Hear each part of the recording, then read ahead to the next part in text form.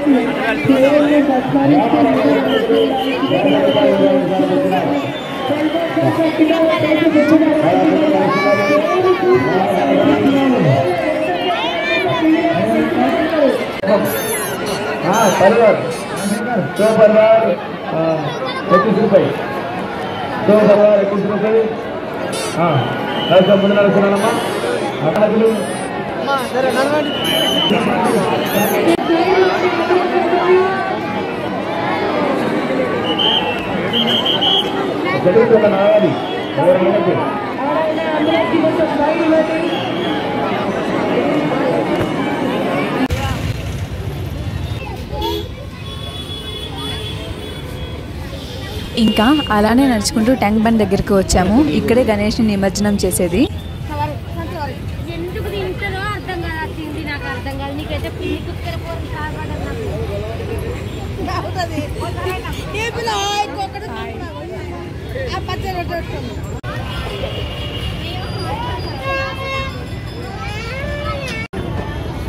ఇంకా ఇక్కడే పూజ చేసి నిమజ్జనం చేసేస్తారు.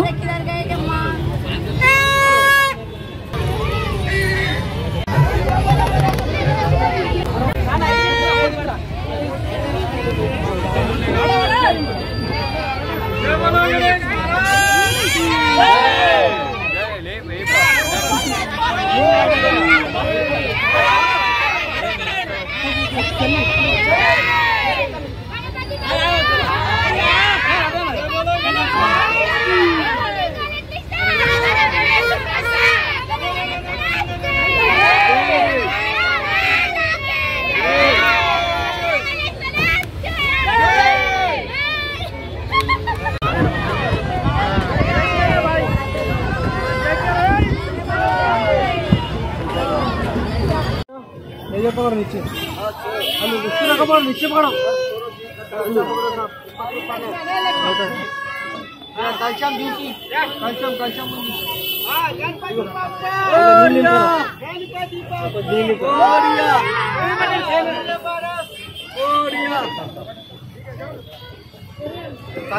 कलशम जरा परत आए बेटा वीडियो की क्या जल्दी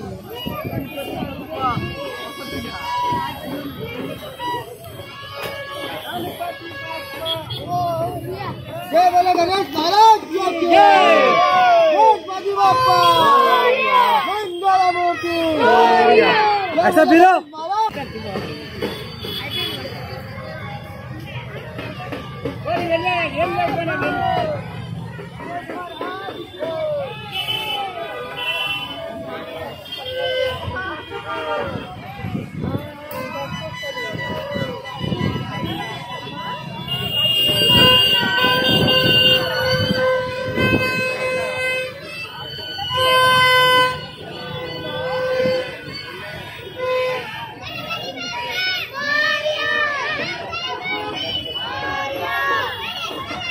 ना इधर पर